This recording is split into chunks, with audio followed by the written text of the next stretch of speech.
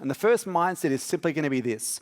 We need to be thinking tides and not waves. Now, just to unpack this for a moment, I often use this as a metaphor to describe the type of trends we've got to be really dialing into and getting ready for, as opposed to the fads that come and go.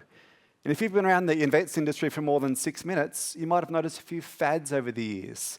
You know, there's things you've heard about it, like industry gatherings like this that are going to be like the next big thing. And then like 18 months later, like nothing ever came of that. It was a fad. It was like a wave at the beach. And you think about it by its very nature, a wave is loud and exciting, but a wave crashes ashore and then it retreats. It doesn't leave a permanent mark. And like as an industry, we haven't got massive margins to play with, a whole bunch of staff, like we've got scarce resources. So you need to be very careful not to jump at every wave, every fad that comes along. But in contrast, you think about a tide by its nature is silent. It is slower moving. It's actually easy to miss the changing of the tides, not even notice that it's happening if you don't know where to look. But over time, a changing tide will reshape the entire coastline.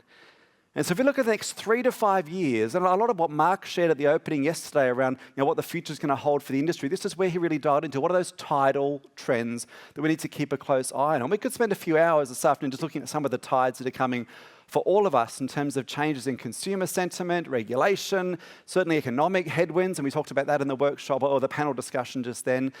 But I want to look at 2 tides, and I've got to tell you, the first tide that I'd already put in my notes, I'm now like hesitant to talk about because it's a theme that's been mentioned about 47,000 times already today. I want to approach it though from a different angle here and look at some of the other implications of what we're seeing happen with AI and machine learning that could well be blind spots, even given all that we've heard. What I'm finding in my client work right now around AI is that I'm seeing that the discussions at the moment that are sort of bubbling to the surface are discussions around the fine line between the use of AI that is really cool and that fine line between it when it becomes just a bit creepy.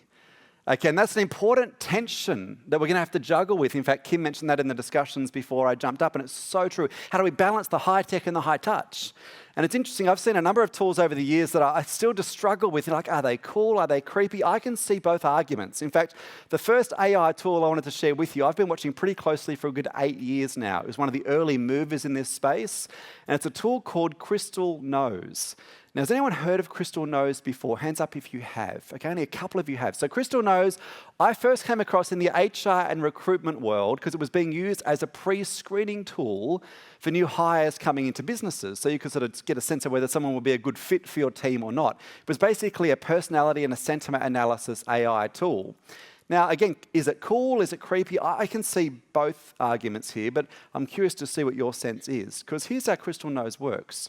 You can plug someone's name into this system, maybe a potential hire for your team. It could be someone on your team you're managing or leading, and there's a bit of a block. You can't quite get through to them. Pop their name into this. If you're meeting with a key client, and in fact, a lot of the sales and account management peeps I work with, they're using this tool a stack right now because before you go into a high stakes meeting, do some research on the person you're about to sit down with. Because you pop someone's name into this system, in a few nanoseconds, the AI in the back end will scour the web and look at everything that person has liked, shared, or followed online.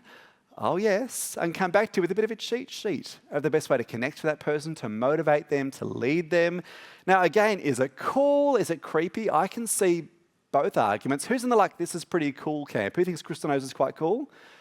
About 15, 20 of us. Interesting. Who thinks it's just downright creepy? Who's in that category? All right, a lot more. And I mean, this does highlight, by the way, the ethical questions we're going to have to grapple with a whole lot in the next few years.